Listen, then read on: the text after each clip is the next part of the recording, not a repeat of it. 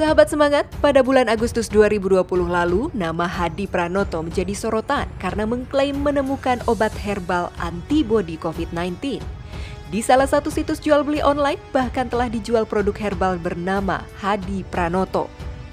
Cyber Indonesia melaporkannya ke Polda Metro Jaya atas dugaan pelanggaran tindak pidana ITE dan atau menyebarkan berita bohong. Obat herbal sudah sejak dulu dikonsumsi oleh masyarakat Indonesia. Namun beredarnya herbal yang belum terdaftar secara resmi, apalagi terbukti memiliki efek samping dan mengandung zat berbahaya, kini menjadi polemik di tengah kita. Di sisi lain, kesehatan kini telah bergeser fungsinya sebagai gaya hidup. Tren program penurunan massa tubuh atau yang lebih dikenal dengan istilah diet kerap membawa-bawa nama herbal dalam rangkaian programnya. Pengetahuan masyarakat awam yang tentu belum mendalam mengenai ramuan herbal mendorong pertanyaan seberapa aman produk herbal digunakan untuk tujuan gaya hidup dan kesehatan, terutama di masa pandemi COVID-19. Lantas, bagaimana kita harus bijak bersikap? Semuanya akan dibahas asik dalam Semangat Siang Indonesia kali ini. Assalamualaikum warahmatullahi wabarakatuh. Sahabat semangat, jumpa lagi dalam program kesayangan kita, Semangat Siang Indonesia. Indonesia harus semangat. Harus semangat karena ini waktunya kita untuk membahas hal-hal yang sedang viral di media sosial, dan kita akan membicarakannya bersama para narasumber yang berkompeten di bidangnya. Kali ini saya membuat tema polemik popularitas herbal. Lagi di mana-mana ya, serba herbal. Bahkan ada yang mengklaim beliau menemukan obat herbal untuk mengobati COVID-19 ya di era pandemi ini. Kita langsung bahas saja ya sama ahlinya. Saya sudah mengundang Dr. Mut, seorang dokter ahli herbal dari Rumah Sakit Anissa Cikarang. Halo, assalamualaikum Dr. Mut. Waalaikumsalam warahmatullahi wabarakatuh. Sehat dokter? Sehat, alhamdulillah. Alhamdulillah. Dokter, ini kita sedang membahas polemik popularitas herbal ya. Tadi kita sudah simak bersama-sama dalam informasi pengantar bahwa nama Hadi Pranoto kemarin sempat viral karena beliau mengklaim menemukan obat herbal untuk COVID-19. Sebelum kita membahas lebih jauh, Dr. Mut, arti herbal itu mencakup apa saja sih dokter? Apakah itu hanya jenis tanaman atau sediaan obat atau seperti apa Dr. Mut? Jadi kalau kita berbicara mengenai herbal itu apa, itu kan sebenarnya sesuatu yang berasal dari tanaman ya, arti sempitnya seperti itu.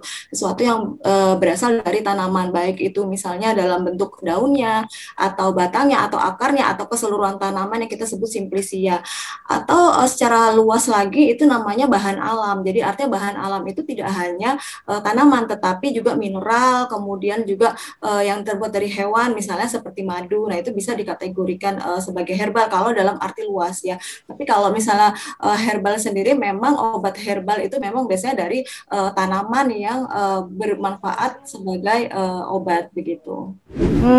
Oke. Tapi sebagai ahli medis, Dr. Mut, apa tanggapan dokter terhadap klaimnya Hadi Pranoto ini? Apakah menyesatkan atau boleh dipercaya dengan syarat? Jadi begini ya, kalau kita berbicara mengenai herbal, tentu kan ada namanya regulasinya ya. Di Indonesia itu ada regulasi yang diatur oleh Badan POM. Herbal itu kan terbagi menjadi 3 ya. Yang pertama adalah jamu.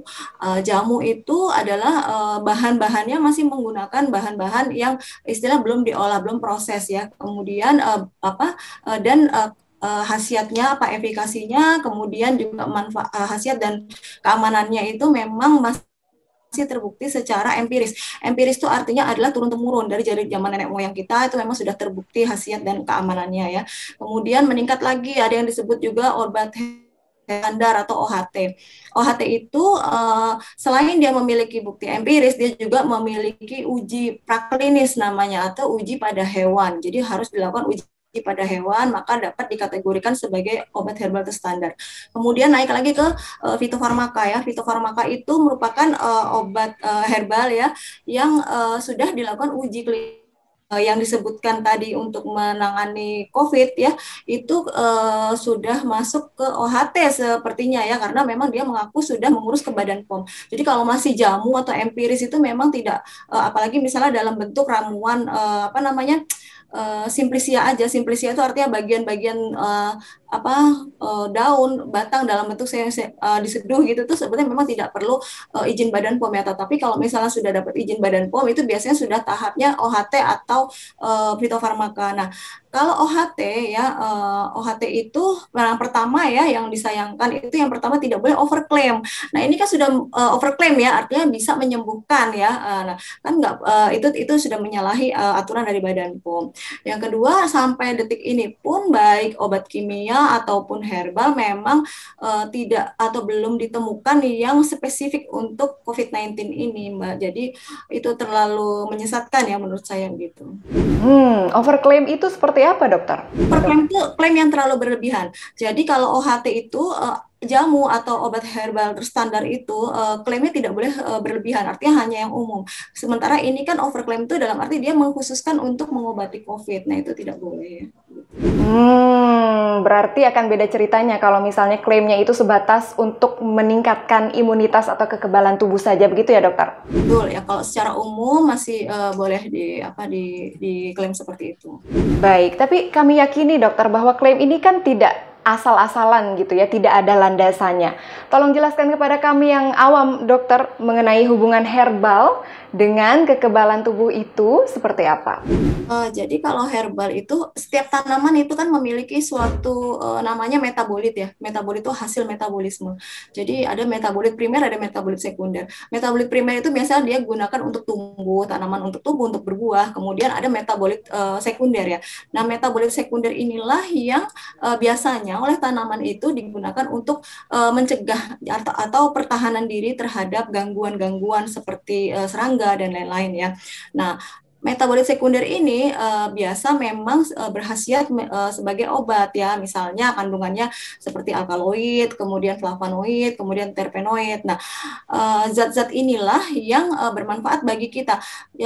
Spesifiknya misalnya untuk imunitas ya, untuk imunitas itu biasanya memang semua tanaman yang mengandung flavonoid itu memang memiliki potensi untuk meningkatkan imunitas gitu. Baik kerjanya imunitas secara adaptif atau innate ya, artinya pertama kali kita kalau kena virus nih, pertama kali yang melawan kan adalah sel-sel imun yang lini pertama. Nah itu bisa dibantu dengan herbal-herbal yang memiliki kandungan flavonoid. Ya, kemudian baru kalau misalnya sudah ada yang bekerja herbal, ada yang bekerja di lini pertama tersebut. Kemudian ada juga herbal yang kandungannya bekerja di lini kedua, yaitu imunitas adaptif tadi. Jadi begitu kira-kira. Baik, jadi sediaan obat herbal itu bisa berupa apa saja, dokter? Macam-macam ya, kalau kita berbicara mengenai sediaan herbal itu yang di pasaran tentunya bisa dalam bentuk simplicia. Simplicia itu tadi yang saya jelaskan ya, jadi benar-benar utuh bentuk-bentuk yang dikeringkan ataupun yang dalam bentuk basah, kemudian nanti diseduh menjadi teh. Nah, kemudian itu, atau bisa juga dalam bentuk sudah serbuk. Serbuk itu artinya sudah di blender ya, sudah dihaluskan. Kemudian ada yang bentuk-bentuk seperti obat-obat kimia, misalnya dalam bentuk pil atau kapsul begitu, atau kaplet begitu. Sebagai ahli medis, dokter, sistem legalisasi obat herbal di Indonesia itu seharusnya seperti apa, dokter?